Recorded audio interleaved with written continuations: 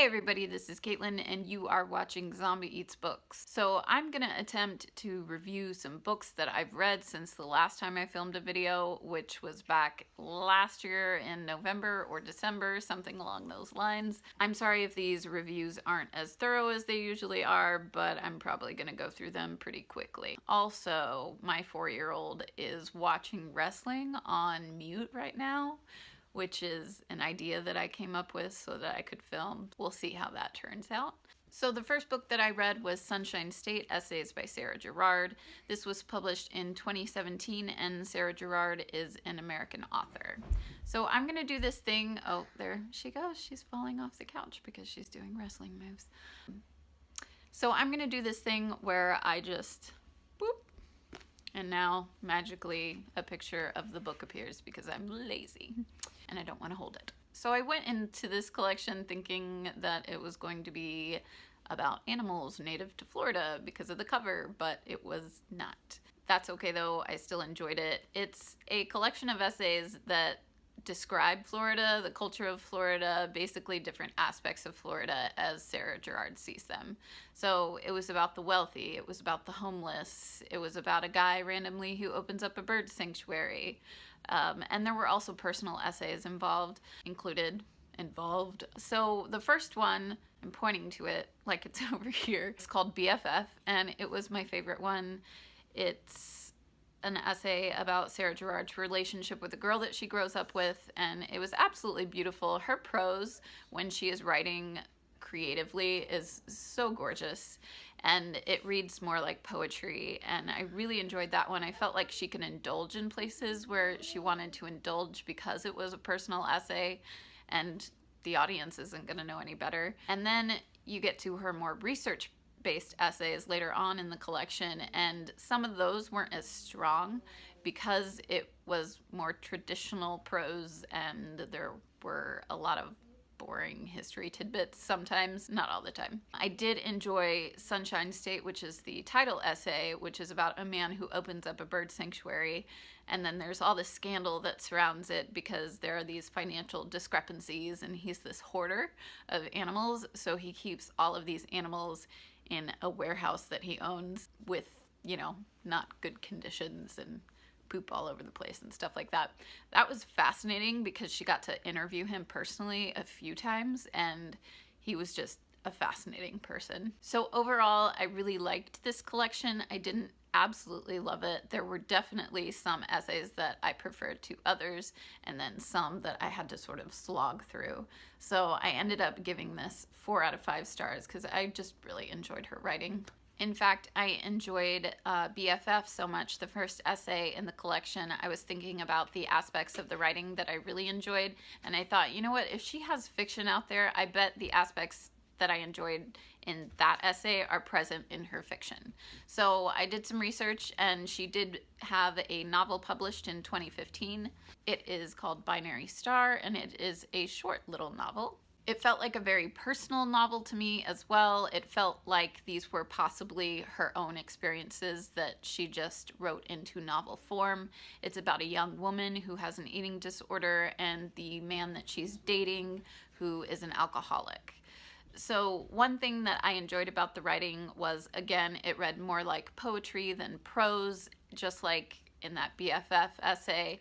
And then also, she did such a good job of incorporating the illness into the writing. I felt sick to my stomach and empty, just like the character was feeling, like she would eat 3 almonds in the morning and some fruit, and then at one point vomit that food up, and I felt like I had vomited up this small amount of food and I felt empty and sick. I think that was just a testament to her good writing. I didn't necessarily enjoy that aspect of the novel, but it was due to her good writing that I could feel those feelings. There is some dark humor in there.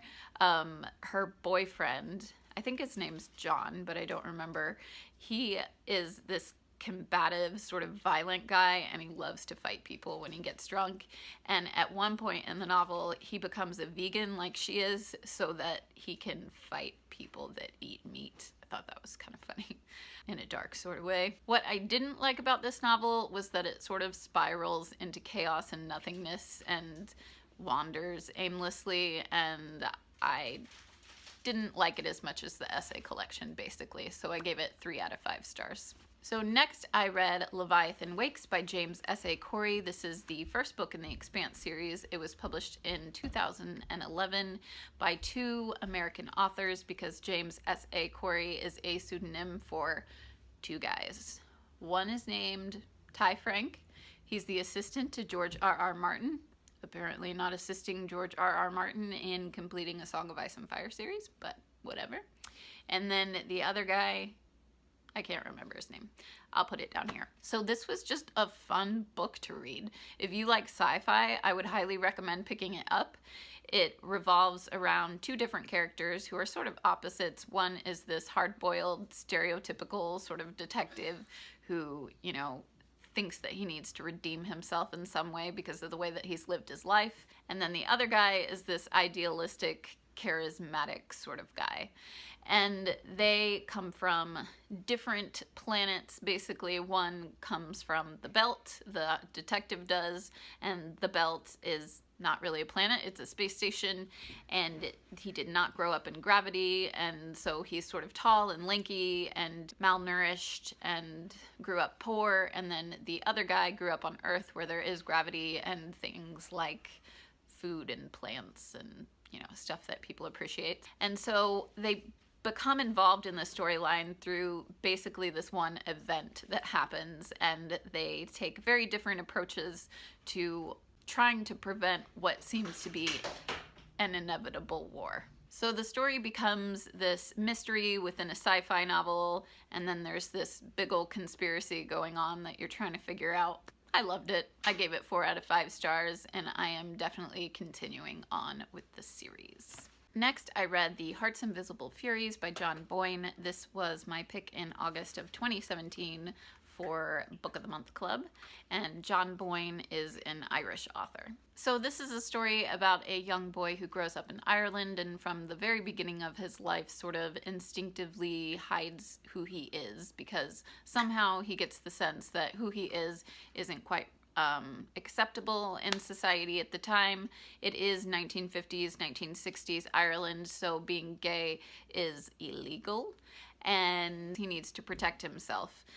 There are very dark consequences for people that are caught. He sees that at a very young age, and it has an impact on him. So yeah, this was a very sad book because the book is about a person that has to hide who he is for the majority of his life. It's about family. It's about the bonds that we form and how family isn't necessarily blood, and that these bonds that we form with other people can be very powerful. And even if at some point there's a rift and you don't see this person for many, many years later on, even though there are still going to be those negative feelings surrounding that rift, at your core, you are still bonded to this person and you are still family. And I really, really love that aspect of it. Actually, there is a lot of humor incorporated into this book as well. And I think in the beginning of the book that didn't really work for me because there was humor and tragedy and sadness and some characters that weren't very believable because they were so neurotic and so eccentric, and it kind of took me out of the story, all of these conflicting things. But as the book progresses, John Boyne really melds those things together in a way that's really fantastic and just gives you all of these feelings. And by the end of the book, which is, the ending is so bittersweet, by the end of the book I was bawling. And I don't really do that when I read books, so to me that says it was a fantastic read. I was actually sitting on the couch next to my husband when I finished it, and I put the book down, trying to hold the sobs in my throat, and he was like, "What's wrong?" "Nothing. Don't talk to me. It's a good book." Yeah, so that was good. I ended up giving it 4 out of 5 stars. Next, I read The Lover by Marguerite Duras. This was published in 1984, and it is translated by Barbara Bray. Marguerite Duras is a French writer, but she actually grew up near what is now called Vietnam in Indochina as a colonist, basically. So this book was absolutely heartbreaking, but it was also beautifully written. The prose reads like poetry, and I can't help but think that the novel is more truthful to Marguerite Duras' life than would be really expected in a novel. I feel like there are so many similarities between her life and this girl's life in the novel that they're very likely the same person. So it's about a young girl who is about 14 years old. Like I said, she's French. She's living in the colony of Indochina near Vietnam, and she falls in love or ends up having an affair with a wealthy Chinese man who is older. And there's a lot of cultural resentment going on, and there are a lot of things going on at home for her that sort of shape her into the person that she is. And it's about the formation of her identity and her sexual identity and desire and colonialism. Her character is so unique. She sees herself in this very specific way, and it's beyond the limitations of age, and it's like she sees who she's meant to be, in her opinion, who she's going to be, whether she wants to be that person or not. She feels very branded.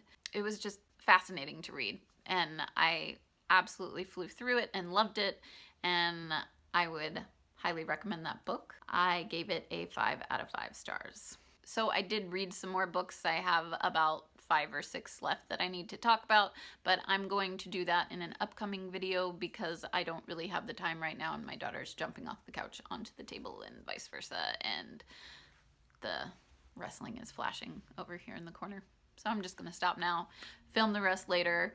Thank you for watching. Let me know if you've read any of these books and what you thought about them, and I'll see you next time. Bye bye.